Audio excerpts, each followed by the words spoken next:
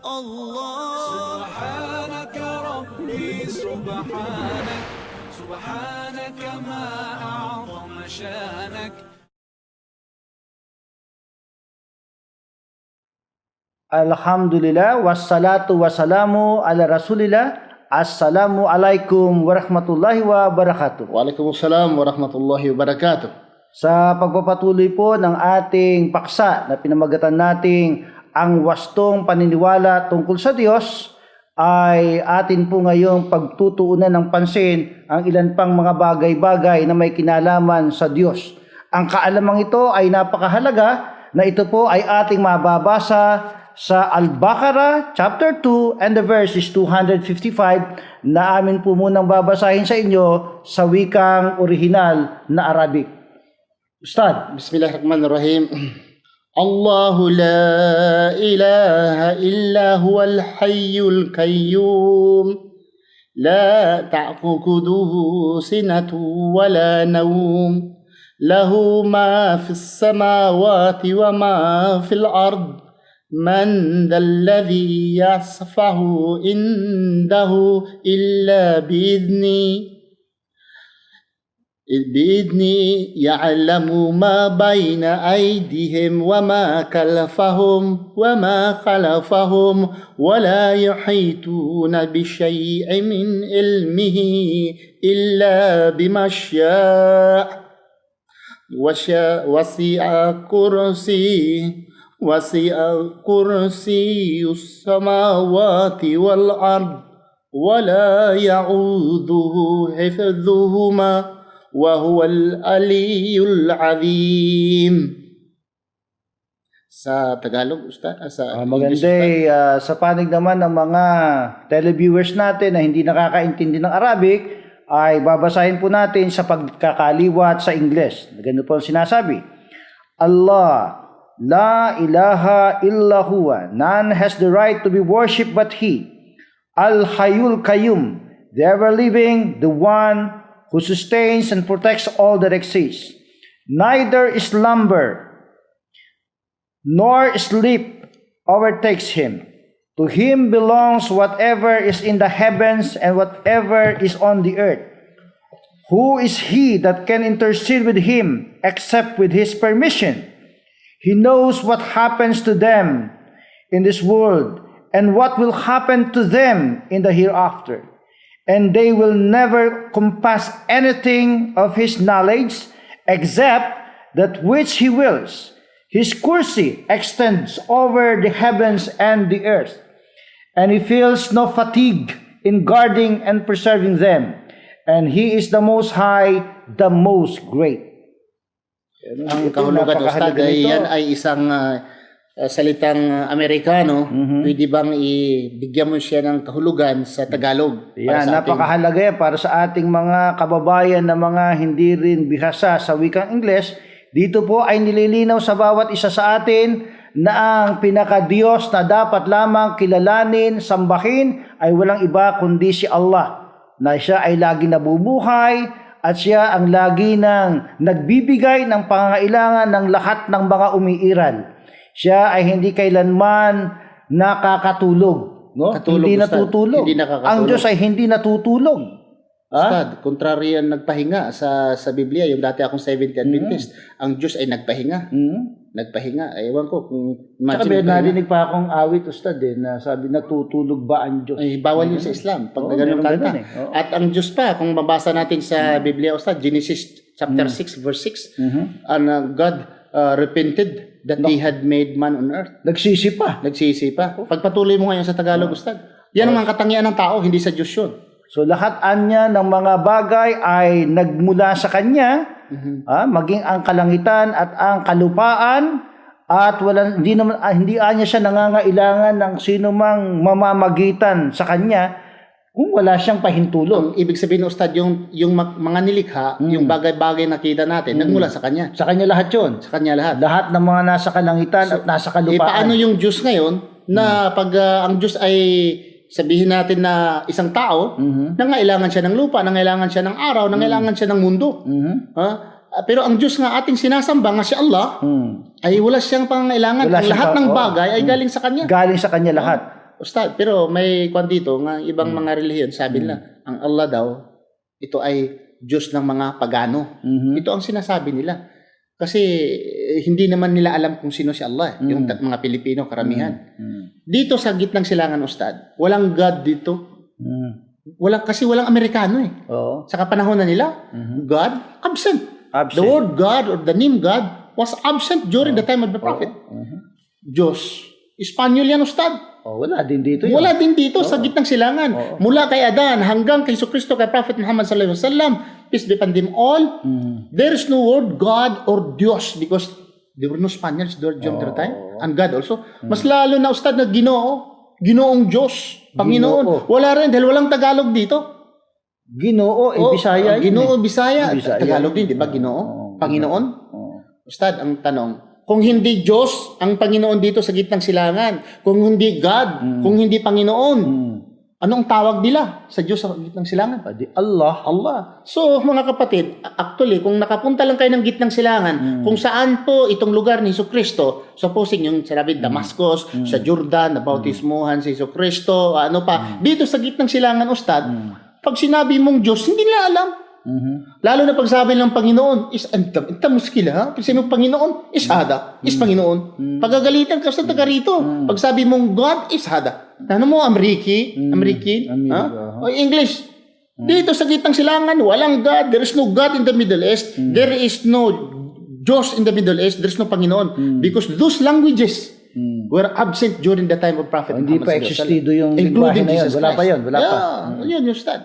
So, ano yung katapusan dyan nga sa Ayatul Kursi? 255? Sabi dito, ang Panginoong Diyos ay, sabi niya, ang sabi dito, He feels no fatigue. Hindi siya napapagod. Hindi magpahinga. Ustad, hindi gaya ng mga 70 Adventist, iba dyan, nagpapahinga daw ang Diyos. Ang God rested and refreshed. Ang Panginoon daw, sa Bisaya. Nagpahinga at pagkatapos ay matindi yan sa Bisaya. nag-relax. Kumbaga. Sa Bisaya. Pag sabi mong rested, nagpahulay. Sabi mo nag-refresh, meaning nagpahayahay. Ang Diyos nagpahayahay. Nagpahingalay. Grabe. Ano yun? Nagpahingalay. Nagpahayahay sa Bisaya, Ustad. Nagpahingalay. Kumbaga talaga relax, refreshing Ibig sabihin, kung ano ang attribute sa tao, bawal po ito i-attribute sa God. Supposing ang Diyos ay nagugutom, hindi pwede. Ang Diyos, ang tao ay natutulog. Sa tao ito, hindi pwede sa Diyos. Ang tao ay umiiyak. Hindi pwedeng umiyak ang Diyos. Hindi pwede. Ang Diyos ay nauuhaw. Hindi pwedeng mauuhaw ang Diyos. Kasi anumang mga katangian sa tao ay hindi pwedeng i-apply ito katangian ng Diyos. At anuman ang katangian ng Diyos ay hindi pwedeng i-apply sa katangian ng tao. Supposing sabihin mo na ang tao ay alam niya lahat. Bawal yun. Bawal yun. Bawal yun. Kayabangan yun, kahambugan yun. Alam niya lahat. Ay hindi nga niya alam. Kung alam niya lahat, di sabihin niyang lumalabas sa sweepstake na numero.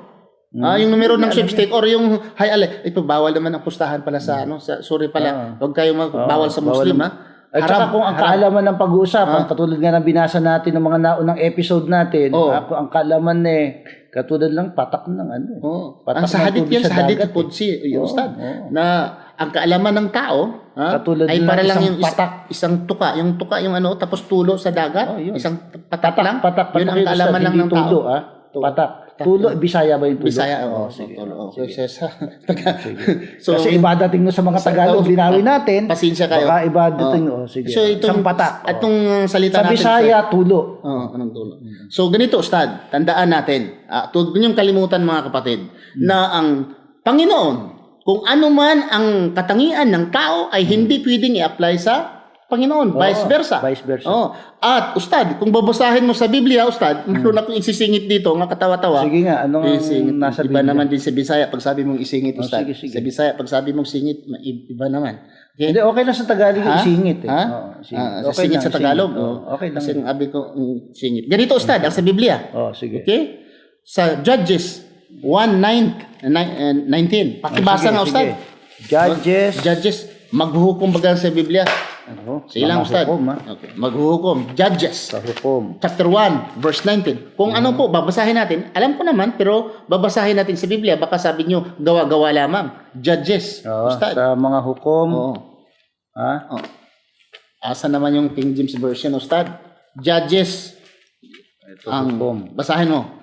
Judges Ano? Ano? Chapter 3. chapter Chapter 1 chapter verse 1. 19. Verse Bakibasa. 19. Oh. Tagalogin na Sige. natin. Sige, basahin mo. Ito sinasabi Chapter 1 verse 19. Okay? Ito. So baybayin ninyo mabuti at ating sisipiin. Mm. At ang Panginoon ay sumasahuda Mhm. at kanyang pinalayas ang mga tagalupaing maburon. Sapagkat hindi niya mapalayas ang mga mananahan sa libis dahil sa sila'y mga karong may bakal.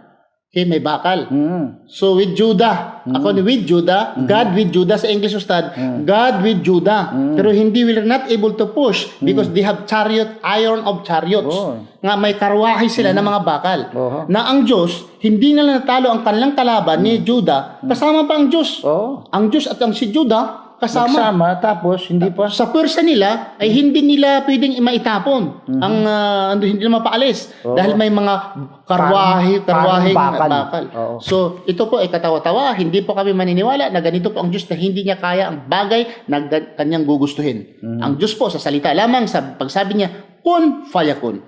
Be and it is. Ang lahat ng mga bagay ay nalikha. Kaaway pa kaya? Hindi niya mapatay? So maraming salamat mga kababayan.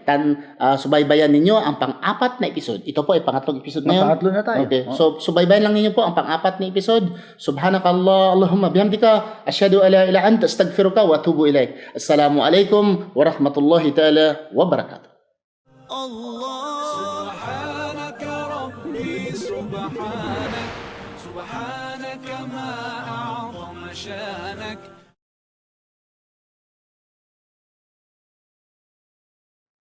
Alhamdulillah, wassalatu wassalamu ala rasulillah.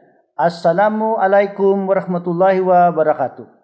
Sa pagpapatuloy po ng ating talakayan na may kinalaman sa wastong paniniwala tungkol sa Diyos na si Allah Subhanahu wa Ta'ala, Ustad, ika-4 na episode na natin ito, ay nais po naming ipaglingkod sa inyo ilan pang mga bagay-bagay na baka kasi isipin ninyo. Kanina pa, ang binabasa namin ay batay sa Quran, no? Ngayon naman ay babasa tayo ng ilang mga talata sa Biblia na may kinalaman sa pagiging isa o kaisahan ng Diyos. Na siya ay walang katulad. Na yan po ay mababasa natin dito sa Isaias 46, ang talata ay 9. Ganito po at aming sisipiin sa inyo, pakinggan po ninyong mabuti. Isaias 46, talatang 9. Inyong alalahanin ang mga dating bagay ng una, sapagkat ako'y Diyos at walang iba liban sa akin, ako'y Diyos at walang gaya ko. Konektado ito mga kababayan, doon sa tinatawag natin na Suratul Ikhlas.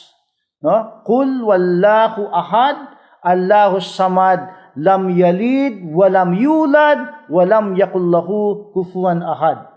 So, ang Diyos ay iisa, walang katulad. Kaya sabi ng Diyos mismo, inyong alalahanin ang mga dating bagay ng una, sapagkat ako'y Diyos at walang iba, liban sa akin, ako'y Diyos at walang gaya ko. So sa lungat yan, Ustad, sa sinasabi din sa Biblia nga likhain natin. O yun, yung salitang natin. Baka ma-misunderstood niya yung natin kasi mga Trinitarian at mga Dualitarian, ginagamit na nila ito. When God said, let us make man in the likeness of our image. Okay? Baka isipin nila yung natin ay 3 yun. O 3 or dalawa, nandoon daw si Kristo. Pero hindi nila alam nga ang salitang we or nahnu sa lingwaheng Semitic ay ginagamit ito sa singular, at ginagamit din ito sa plural. Plurality of majesty. Supposing, example, Ustad, pag sabi natin na we, itong amin, maraming sa Quran, we rebelled into you, we say into you, inna jikra wa innahu lahafidhun. It is for us who set down the revelation, and it is for us to protect it. It is for us, inna nahnu. Paggalang sa amin. Okay. Paggalang so, Ustad, sa katagang mga Pilipino, kahit sa Cebuano, mayroon din ito. Pero, Ustad, singular. Kasi sa Arabic, mayroong dalawang klaseng plural, Ustad. Plural of respect and plural of numbers. Pero, ang ipalabas nito, pag numbers mo, talagang plural. Pero in respect, it is plural, but actually it is one.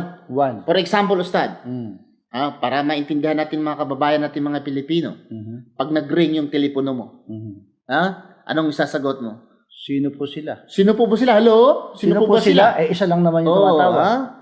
Hindi mo pwedeng hello, sino po ikaw? Pangit, Ustad, no? Sino ka ba? Sino? Ano ka, bastos yun, pag gano'n.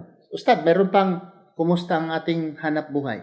Yun. Ating hanap buhay. Bakit? Nangumusta din ako sa akin? Hindi. Hindi Yung hanap buhay. meron pa nga, yun eh. Meron pa nga, Ustad. Kumusta ang ating pamilya ngayon?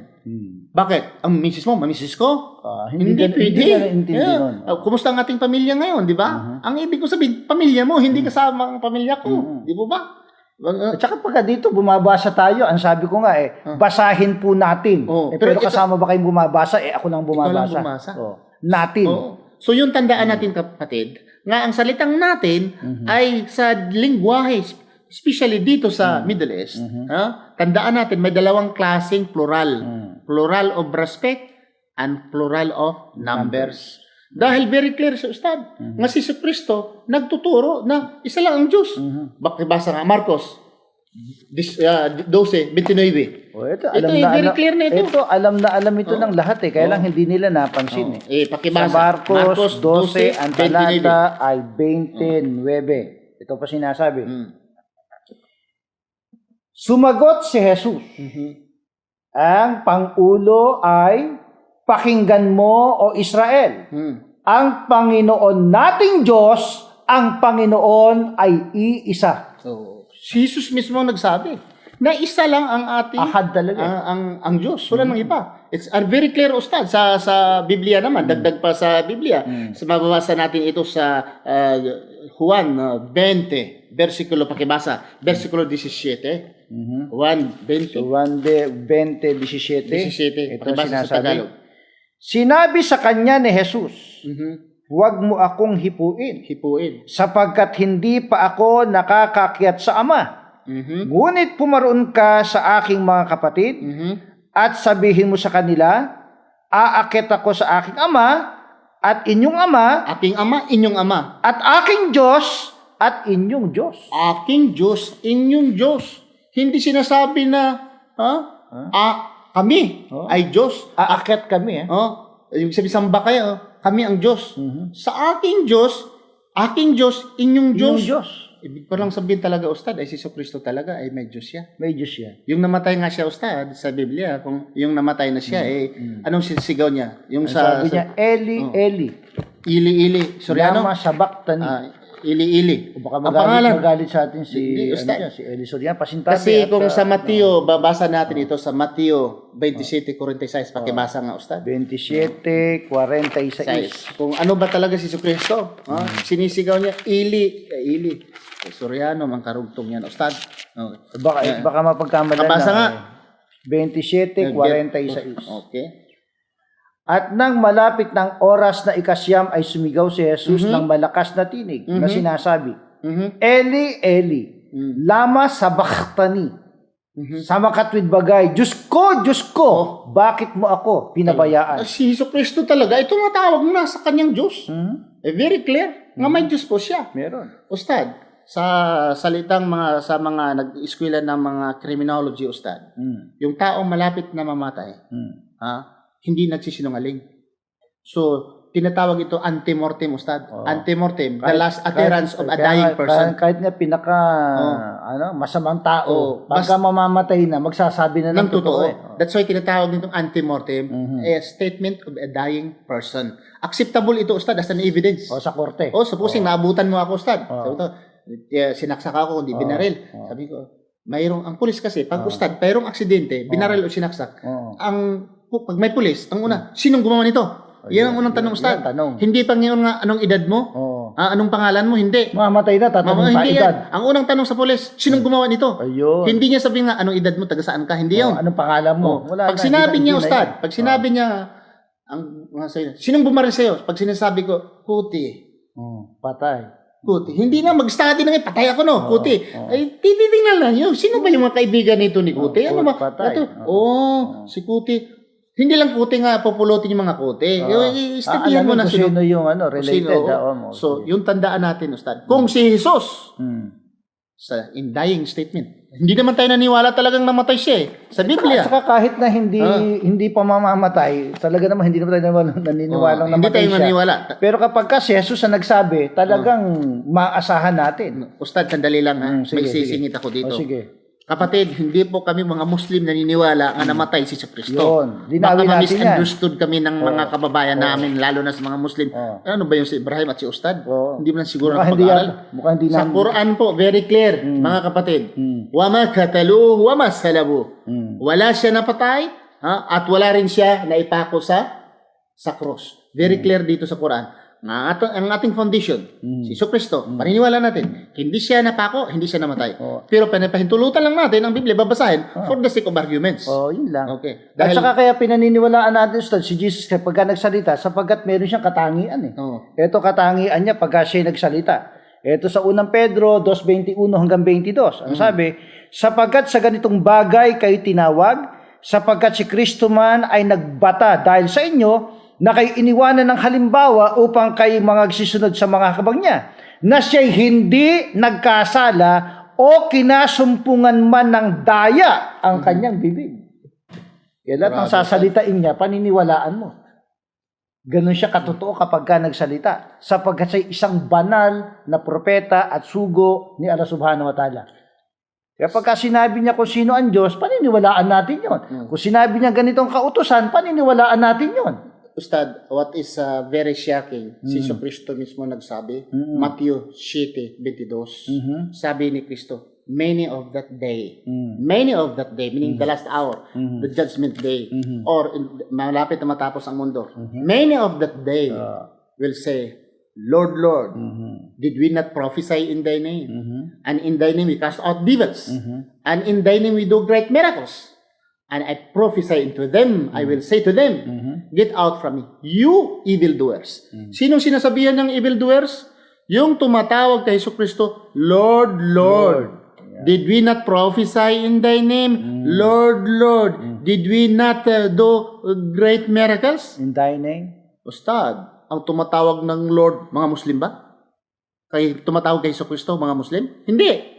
Ang mga Hindu ba ay tumatawag kay Kristo na Lord? Hindi. Sinong tumatawag ng Lord kay Kristo? Sino? Pwede mga Kristiyano. Mga Kristiyano. At sabi ni Kristo, many of that day. At sabi ni Kristo, you evildoers. Ano yun sa Tagalog, evil? Ngayon, ang mga demonyo? Tampalasan. Evildoers. Yung evildoers, yung kayong mga demonyo, kayong mga tao, mga malaking kasalanan. You, get out from me. Why? Dahil si Kristo alam niya na isa lang ang Diyos. Subalit ang mga Kristiyano, tinatawag na si Kristo na siya po ang Diyos. Maraming salamat. Assalamualaikum warahmatullahi ta'ala wabarakatuh. سبحانك ربي سبحانك سبحانك ما أعظم شانك. Alhamdulillah, wassalatu wassalamu ala rasulillah. Assalamualaikum warahmatullahi wabarakatuh. Waalaikumsalam warahmatullahi wabarakatuh.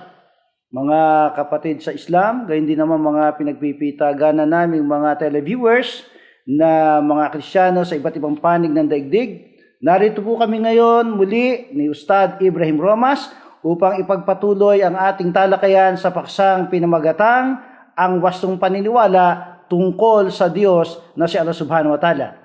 At ito na po ang aming pinaka-5 episode ng talakayang ito, at dito ay nais po naming linawin sa inyo ang lahat ng mga talata, mga dalil, mga batayan na aming ginamit sa aming pagtuturo, sa aming pagtalakay tungkol sa wastong paniniwala tungkol sa Diyos na si Allah subhanahu wa ta'ala. Nabanggit po namin ng mga nakaraan ang tungkol sa pagiging isa ng Diyos na si Allah subhanahu wa ta'ala na mababasa natin sa Al-Quran chapter 112, 1-4. Ganyan din naman sa Al-Quran chapter 18, verse 109. Ganyan naman sa Al-Quran chapter 2, verse 255. sa unang Timoteo 1:17, 1:20-17, Marcos 12:29, unang Pedro 2:21 hanggang 22, Isaias 46:9 at iba't iba pa, upang sa gayon ay aming linawin sa inyo ang pinakapaksang ito na ating tinatalakay. Umaasa kami na nasusubaybayan niyo po kami sa ating talakayan at naiintindihan ninyo ang aming nais na ipaabot sa inyo. Ustad. Bago kayo mga kapatid magbigay po ng mga reaction, bakit po kaming mga Muslim ay hindi po namin maiiwasan na mag-quote po kami dahil sa Biblia? Dahil kami po ay specialized po kami ng comparative. Yan. Okay? Na ibig sabihin sa Bible at sa Quran. At dati tayong mga Kristiyano. Evangelist, no? Ikaw dati kang Ustad Abdullah Kuti. Yeah. Ito ay dating ministro. Augusto Ramos Cote, ministro dati ng Iglesia ni Cristo. Ako naman ay dati akong ebangelista ng Seventh-day Adventist. So hindi po maiwasan na magkukot po kami ng Biblia dahil ang kaalaman po namin bago kami nag-Muslim ay doon po sa Biblia. At Ustad, sana naman hindi nila mamamasamain dahil tayo nagamit ng Biblia. Bakit? Ustad, pagsabi nga Diyos, salita ng Diyos. Itong Biblia ay salita ng Diyos, no? Ito King James Ito. Yan naman ay ano yan? Ito yung pinaka-translation sa Tagalog ng Salitang King James. Diyos. Pag salita nating Diyos, ang may-ari niyan ay wala pong sino tao ang aangkin. Dahil sa Quran, gaya ng Quran. Ito sa translation, ito naman, walang translation. Pag sinabi ng Muslim, oy, amin lang yan. Ang Quran, Kristiyano ka, wala kang karapatan magbasa ng Quran dahil ikaw ay Kristiyano. Mali po yun. Dahil ang Quran po ay para po sa lahat ng tao. Sabi po ng Allah, Ya ayuhan nas, o sangkatauhan. Ya ayuhal ladina amanu, o kayong may mga pananampalataya. Ya ayuhal kafirun, o kayong mga tao na mga walang pananampalataya. Ina-address dito, Ustad. Pati dito walang pananampalataya addressed. Ito lang ba ay para sa mga Muslim? Hindi, mali. Dahil si Prophet Muhammad sallallahu alaihi wasallam, he was a mercy to mankind. Rahmatul lil alamin. Si ang Prophet Muhammad sallallahu alaihi wasallam. Siya ang katapusang propeta nga angkin niya ang lahat ng panahon mula yung isinilang siya hanggang eternity. Ustad, magunaw ang mundo. So, may mga Kristiyano ngayon na, bakit kayo nagput sa aming Biblia? Hindi, mahiya naman kayo inyo. Ang nabanggit dito nga mga Muslim Si Adan Muslim Si Abraham, sila ni Jesus Christ Muslim. Dito Muslim nabanggit Hindi naman sila nabanggit na Kristiyano. At pag sinabi mo nga ang Diyos ang may-ari, pwede ba sa example, araw, Ustad? Ang araw sa Diyos yan Mayroon bang taong nag-angkin dyan? Sa Diyos yan ang araw. Pwede bang sabihin ng isang Kristiyano, hoy, mga Muslim, hindi kayo kasama sa araw, sa amin lang yan? Pwede ba yun? Hindi pwede. At saka Ustad, sabihin tubig, dagat. Kayo mga Muslim, yung dagat sa amin lang yan dahil sa Diyos yan hindi pwede. Dahil pag sa aming paniniwala, pag ang Diyos ang may-ari, walang sino mang taong aangkin yan. Angkinin yung hangin, patay kami. Kayong mga Muslim, sa Diyos ang hangin, kami lang mga Kristiyano, hindi pwede. Vice versa din. Kami mga Muslim, hindi, pag may magsabi na ang Quran ay para lamang sa mga Muslim, dapat mag-aral yung Muslim na yan. Dahil walang kaalaman yan. Dahil ang Quran ay hindi po para sa mga Muslim lamang. Ang Quran po para sa lahat ng mga tao. Pero ang sumusunod ay mga Muslim. Walang dagdag, walang bawas. Linawin natin kung ano ibig sabihin ng Muslim.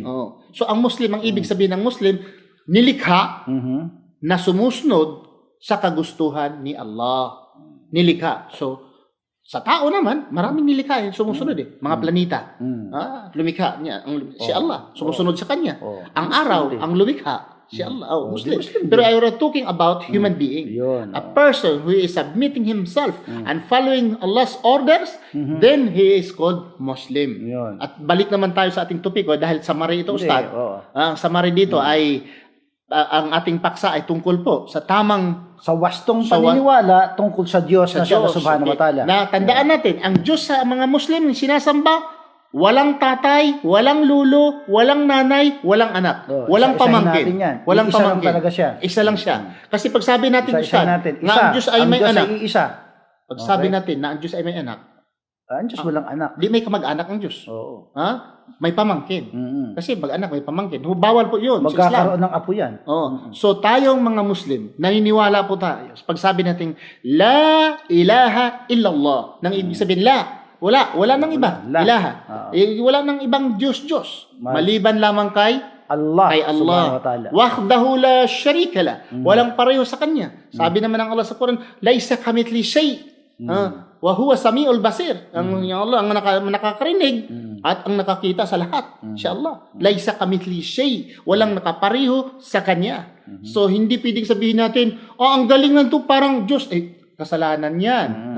Kayabangan yan. Pag sabi naman natin, Ustad, na napapagod ang Diyos, bawal yan sa Ayatul Kursi kanina. Lalo pagka sinabi mo natutulog ang Diyos. Ay kanta yan, Ustad. Dapat hindi natin banggitin. Bawal yun sa Islam. Binabanggit lang natin para maintindihan nila na hindi nga magandang awitin yun.